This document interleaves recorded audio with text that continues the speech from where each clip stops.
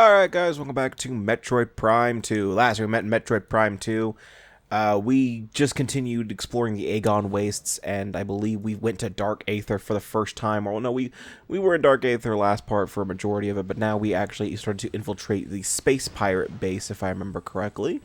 And now we're just going to be continuing to explore this area because, well, we need to.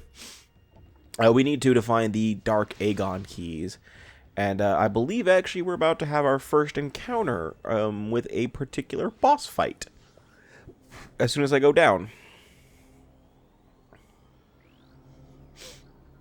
You can't do anything with that yet. You gotta fight the boss.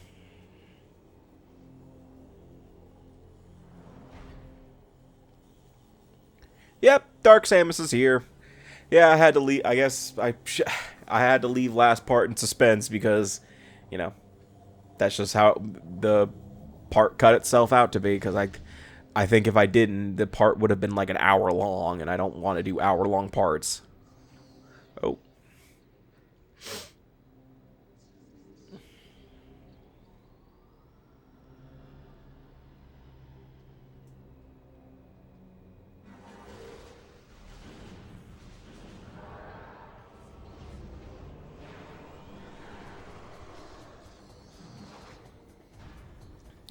Alright, so yeah, we have our first encounter with Dark Samus. Yes, this is our first encounter, and this will not be our last encounter with Dark Samus. And I'm not talking about, like, the Metroid Prime series as a whole. I'm talking about this game specifically because I believe throughout this game there are 3 encounters with Dark Samus that we have, and this is the first one. This one isn't that bad. This is actually probably the easiest of the encounters, obviously, because it is towards the beginning of the game. So, Dark Samus, basically, what her thing is, or its thing, I don't know, is that it shoots phase-on everywhere, and, so yeah, all of Dark Samus's attacks are phase-on related, meaning that any damage that happens to you will be considered phase-on, and also getting too close to her in certain instances will cause her to do that barrier attack that she just did. So be careful. The only thing that can damage Dark Samus is the power beam right now.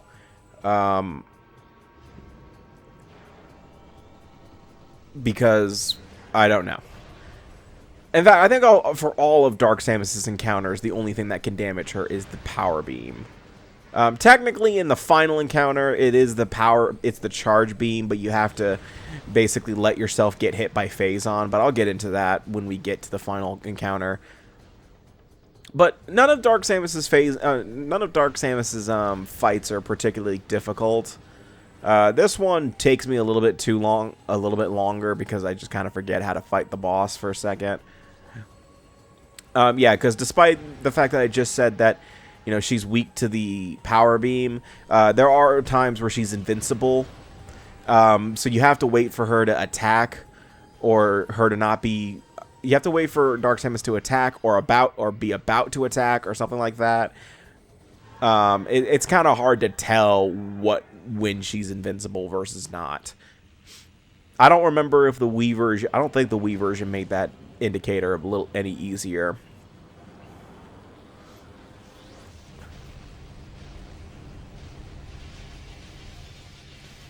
Did I get into Dark Samus's origins back in when we first met her back in the beginning of the game? I don't think I did. So, Dark Samus didn't just come out of nowhere, and she's not like a dark version of Samus that was created via Dark Aether. No, she was actually created from Metroid Prime, the boss fight from last game. So, the final boss. So, what happened was, if you remember from Metroid Prime 1, Metroid Prime ended up consuming the phase-on suit right before Samus escaped from the impact crater. Well, if you got all the items back in Prime 1, you would see a post-credit scene of Nick Fury recruiting Samus to the Avengers. I'm just kidding. Where a hand sticks out of a pool of phase-on, and the hand has an eye in it. That was Dark Samus. That was a teaser towards Dark Samus. And that's it. So yes, Dark Samus is actually from is actually a reformed Metroid Prime because of the Phazon suit back in Prime 1. That's it. And, yeah, that's all there really is to it. But now we actually have our first beam weapon of the game, the Dark Beam. And, alright, I guess I have to get into it. So, the beam weapons in this game, we have 3 types. And the first one, and we get 2 of them relatively close to each other. We first get the Dark Beam, obviously, and then later on we're going to be getting the Light Beam in probably about an hour. Probably in like 30 minutes. I don't think we get it in this part, if I remember correctly, but I could be 100% wrong. But the Dark Light Beam and the final beam is known as the Annihilator Beam, but I won't get into that one because that one is one that we get way later in the down the road. So, the thing about the beams in this game is that I hate this so goddamn much. You may notice that purple bar on the side there. Well, that is the beam weapon. That is the beam ammo counter. Yes, Metroid Prime 2 is the only game in the series where the additional beams you unlock have an ammo count. And it is dumb. I know it's not the end of the world, but it's dumb. I don't like the beam weapons with an ammo count. So, in terms of the beam's properties, the Dark Beam kind of behaves like the Ice Beam back in Prime 1, where it's a shotgun, and if you charge it, you can actually freeze enemies in place. And, but you use more beam ammo, just to let you know that. You use more beam ammo, so be careful about that. Oh, I can see my next Dark Temple key up there. Too bad I can't get it yet, because I need something. But, and the other beam that we get is the Light Beam, which actually behaves more like the Plasma Beam from Prime 1, where if you charge it, you actually incinerate enemies in one shot, which is damn near terrifying. But, so you may be thinking, well, how do you recharge ammo? Do you get it by killing enemies? Well, yeah, you do get it by killing enemies, which is nice. But that also brings another issue where the thing is that the only way to recharge beams of a respective weapon is you have to kill enemies with the opposite beam, with the opposite of the beam that you want. So if you want Dark Beam ammo, you have to kill enemies with the Light Beam. And if you want Light Beam ammo, you got to kill enemies with the Dark Beam. And you have to the Dark Beam isn't really like useful against certain enemies like the Light Beam is. The Light Beam is very useful against dark enemies because it can pretty much one shot them at times.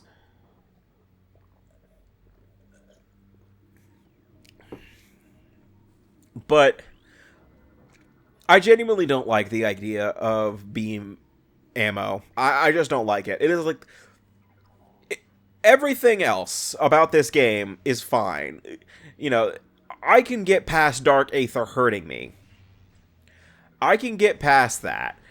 But having something that I use so often, known as the beams, have an ammo count is just so goddamn stupid to me. I just don't like it.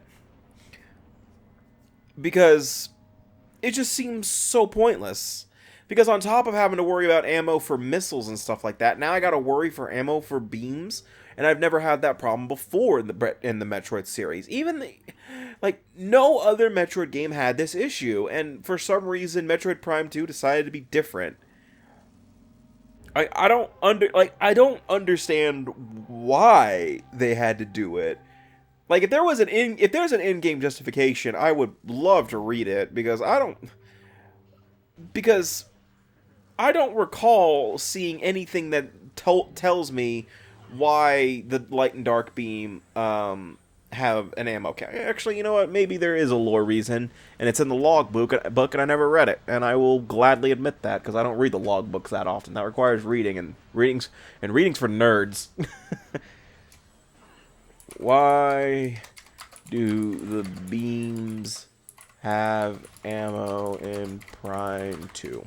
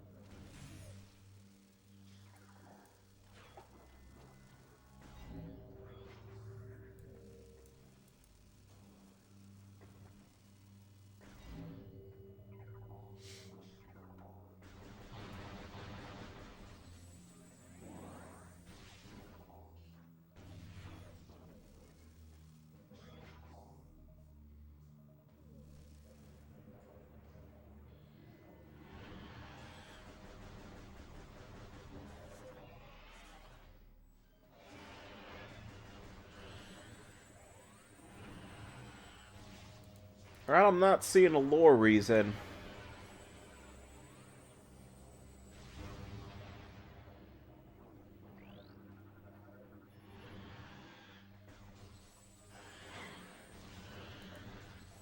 So from what I can tell, this is a developer standpoint, I'm guessing, is that if there was no limitation for ammo, the game would be too easy. And I don't see it. I mean, yeah, it makes sense because, you know, the light beam annihilates dark enemies. That makes sense. I get that. But then, you know, why not give me the light beam at a later time then? You know, why don't you give me the light beam after a certain point in the game? Because honestly, this is the... You get the light beam... You get the dark and light beam pretty fast within each other. If I remember... Like, it's not that far apart from getting... We're not that far from getting the light beam, if I'm thinking right. Well, I should be thinking right. I just fucking recorded this shit like 2 weeks ago. But, like... I don't see how giving unlimited ammo for the beams would make the game too easy. I don't see it. I don't see the issue with that. Like, you know, the plasma beam was unlimited ammo back in Prime 1, but the game wasn't too easy. The ice beam was unlimited ammo in Prime 1. The beams have always been unlimited. So I don't understand exactly why, especially because you have to use the beam so much for puzzles and stuff. In order to solve puzzles, you have to use the dark and light beams in order to move certain switches or open certain doors. And like, okay, I will admit this. I'm gonna get into this. I will give them this. There is actually a way to fire off a beam if you run out of ammo. You just have to charge it. That's it. Which, you know what? Cool. There is still a way to fire off the beam if you absolutely can't find ammo. And I will say, yeah, it is pretty easy to get ammo as long as you shoot things with the opposite beam. But the problem is that now you are wasting another beam's ammo for something for a different beam, and that just doesn't work. That just feels so out of it to me.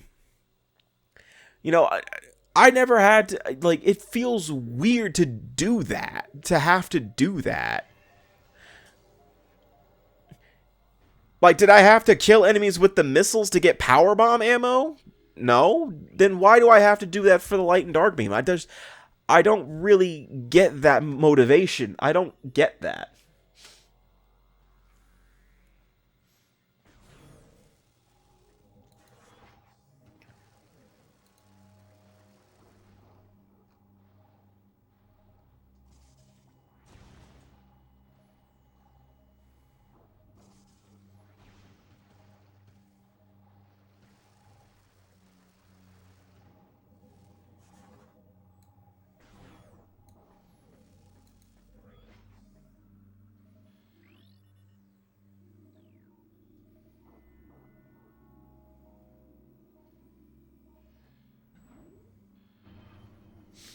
Wait, Prime Hunters did this too? Okay, good. Another reason to not play fucking Metroid Prime Hunters.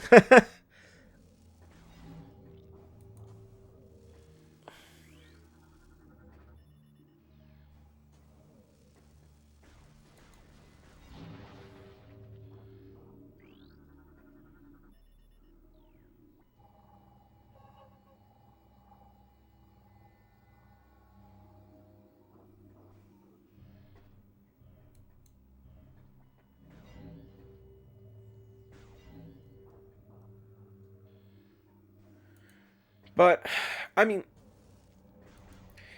I know I say I hate the beam weapons. Like, I hate the beam weapons in terms of the ammo count. I say that, but it's not like the end of the world to me. It's just one of those things that, like, the idea of it just kind of makes me not want to play the game anymore. Because then, like, now I'm having to worry about something that was never a problem in previous games. Because I can't think of another game where I had to worry about the fucking beams running out. I've never had that problem. And then Prime 2 wants to be like, hey! He's like, hey, I got that problem. You want to worry about it now? And then... But, like, that's why if they do remaster Prime 2... I really hope there's a way to turn off the beam ammo count if possible. If they do, they do. If they don't, if there's no way to do it, then fine. I can live with it. You know, I'd still, you know, that means as long as the spring ball stays in Prime 2 remastered, if it ever happens, I don't fucking care, because anything to make the Spider Guardian bearable. I'm gonna fucking crash out when we get to the Spider Guardian. I swear, I'm gonna lose my shit when I get to the Spider Guardian, probably, because oh, that's cool. Because I haven't gotten to that point in the game yet, but the Spider Guardian is honestly like one of the worst bosses in the game, like right behind the Boost Guard, like probably right behind the Boost Guardian, to be honest with you. But my health is draining like a motherfucker. All right, and I'm getting hit by something I can't see. It's too dark in here. It's those assholes. I see them now. It's like I'm wondering, like, what's hitting me?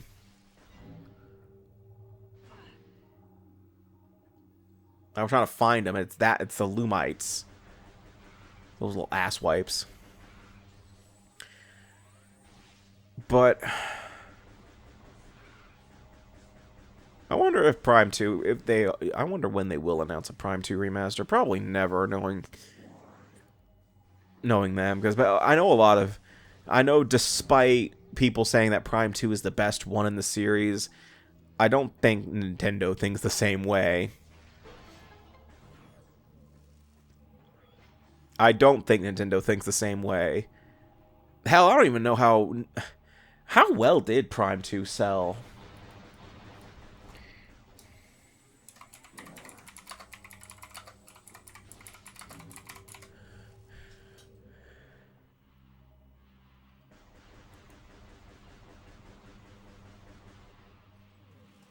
Alright, so this is according to Wiki Fandom, so this could be way off. And it's in the millions, so... Prime 1 sold 2.84 million for the original GameCube. And then Prime 2 only sold 1.10 million. And then Prime 3 only sold 1.41 million. And then Prime Trilogy only sold about 0.449 million. These could be way off, though, is the problem.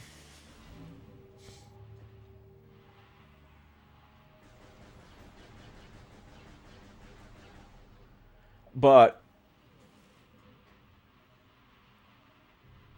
yeah, because I think, yeah, the highest selling Metroid game, just in general, is Metroid Dread, which makes sense. That tracks, because a lot of new fans entered the series after that time. Metroid Dread was the highest selling. Metroid Prime was the highest selling for a long time, but then Metroid Dread outshined it just by a hair. Just I would say just by a hair. It's like yeah, I know it's millions, but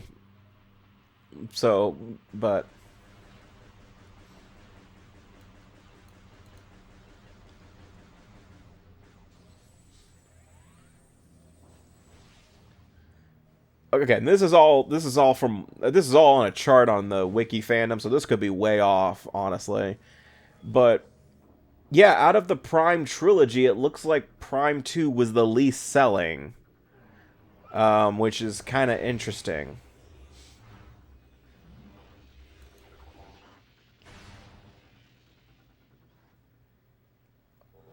Because Prime 1 was the highest selling Metroid game until Dread.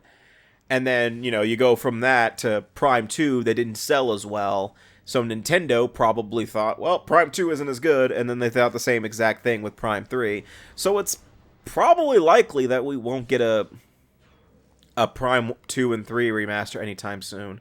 And yeah, look, at least the game does tell you, hey, defeat enemies with the Dark Beam to get Light Beam ammo, and kill enemies with the Light Beam, or you know what I mean. Kill enemies with the Light Beam to get Dark Beam ammo, kill enemies with the Dark Beam to get Light Beam. Did I say the same thing twice? What was I saying? Kill enemies with the Light Beam to get Dark Beam ammo, and kill enemies with the Dark Beam to get Light Beam ammo. There you go. Happy? Alright, moving on.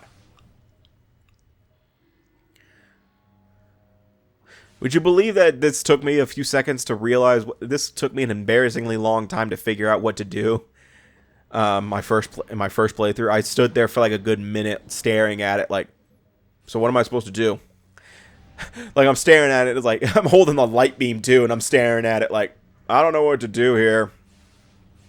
It's like, why don't you use that newly acquired beam you got, you dipshit?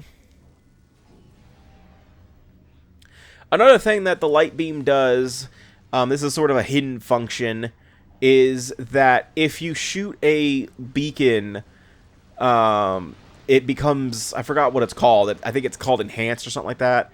Meaning that it will actually kill enemies upon contact. And also just be more powerful.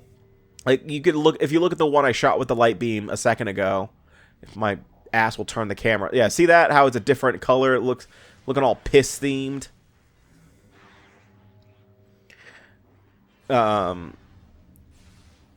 That means that that barrier is enhanced or energized. Yeah, it's an energized beacon. But it's only for a limited time, if I remember correctly. Yeah, so it's an energized crystal.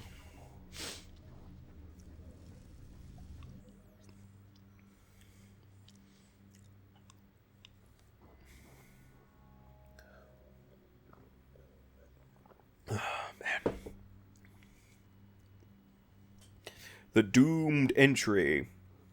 I'm assuming I'm reading the guide because I have no idea where the fuck to go.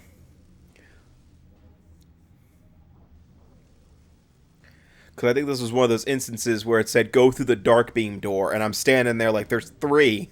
There's like 3 Dark Beam doors in here. What the fuck, guys? Yeah, because that's another thing about the guide that I did mention, that it is vague. It's sometimes really vague. Like, it's not even funny how vague it can be. It'll say, like, go through the Light Beam door. And it's in a room with 3 Light Beam doors. And I'm like, what the fuck do you mean go through the Light Beam door? There's 3 of them. Oh, I know why I'm standing here. Well, for one, I want to recharge my Light Beam, because I'm going to need it for this fight. I'm scared to go down there. I don't like the look of those teenagers.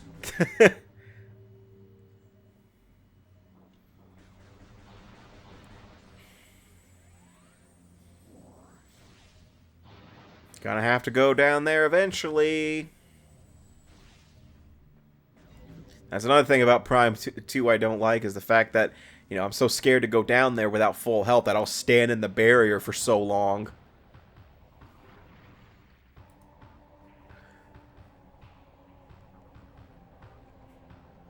Oh.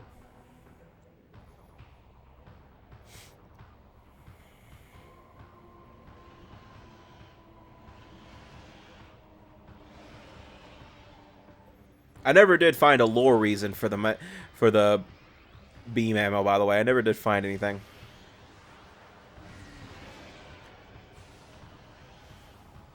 Oh, by the way, that text right there, that's just flavor text. That doesn't mean anything. To my knowledge, Samus cannot get possessed by the dark enemies. So yeah, it'll keep saying that when you get hit by that attack. I don't... That's just flavor text. I have never seen Samus get possessed. Yes, Caleb. Shoot the enemies with the dark beam.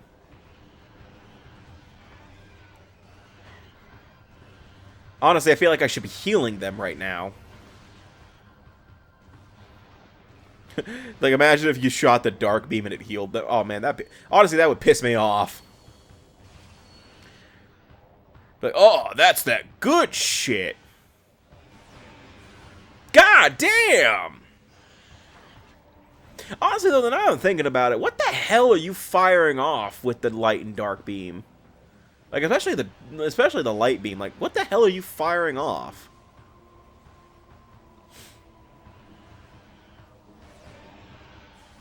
Are you firing off the Assassin's Creed 3 loading screen?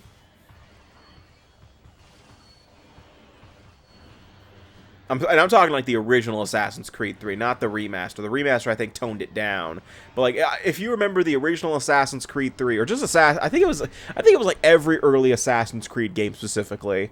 The fucking loading, like the fucking cut to the loading screen was like the brightest white ever. So you could be in like a dark room in the game, you know, and it's like a dark cutscene, and then it cuts to the white,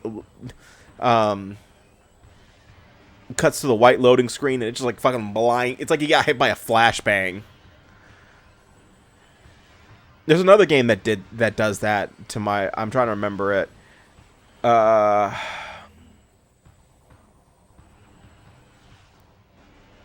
was another... It wasn't an Assassin's Creed game. I don't even think it was a... I'm trying to remember it. It wasn't Breath of the Wild, was it? Breath of the Wild's loading screens are bright white, but it's not like... It's not as bad as that. Tears of the Kingdom's the same way. Because I do remember that there was a game recently that I played that had that similar thing. And I screamed out my eyes at one point because of just how bright it was.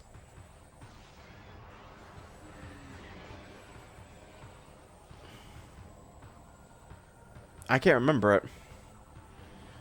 I feel like it was a Sonic game for some reason. Why do I feel like it was a Sonic game? It could have been... It might have been Sonic Frontiers, in all honesty. I'm trying to remember Sonic Frontiers' loading screens. I know it wasn't... It wasn't Shadow Generations or Sonic Generations, for that matter.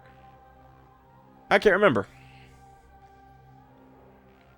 Whatever.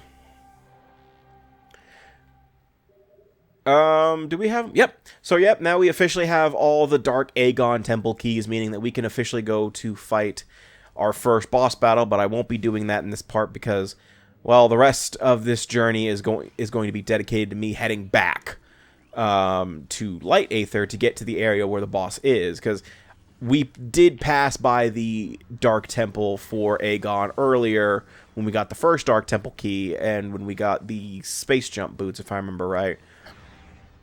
So now now I need to head back to Light Aether in order to get to that respective area. Because as I mentioned before, just because I'm in Dark Aether doesn't mean that I can access every area of Dark Agon, because some of them are blocked off by the worm traps or whatever they're called. I can't remember what the barriers are called that are impassable to that are impervious to like everything you have, including like the power bombs and shit like that. So yeah, that's what I'm trying to do, is I'm trying to figure out how to get back so I can go to the part of Dark Aether that gives me access to the Dark Temple key. To the Dark Temple, sorry. And I can't go through that green door yet because I don't have the super missiles, and we don't get that until we go to Torvus Bog. So that's going to be a while. Well, not a while, but you know what I mean.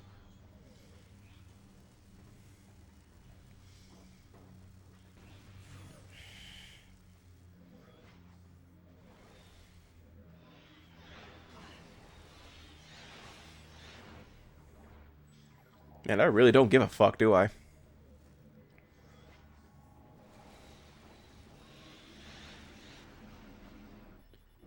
Oh, yeah, and I gotta scan a light portal, because I never did that. Or, yeah. But that's it.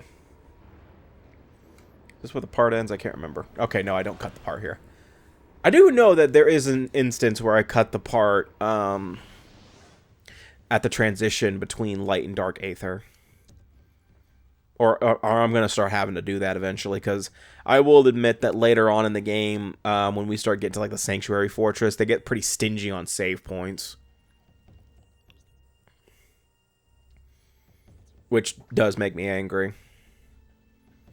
But I'll get into my opinions on that when one of those instances come up, because I will mention it is, once again, the Spider Guardian that is part of the problem.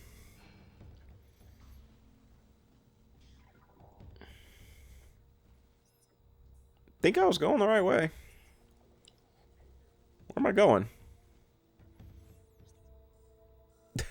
Man, you can really tell that I'm lost because I'm like looking at the map. Holy crap, that's how you know I'm lost in a Metroid game. I'm looking at the fucking map.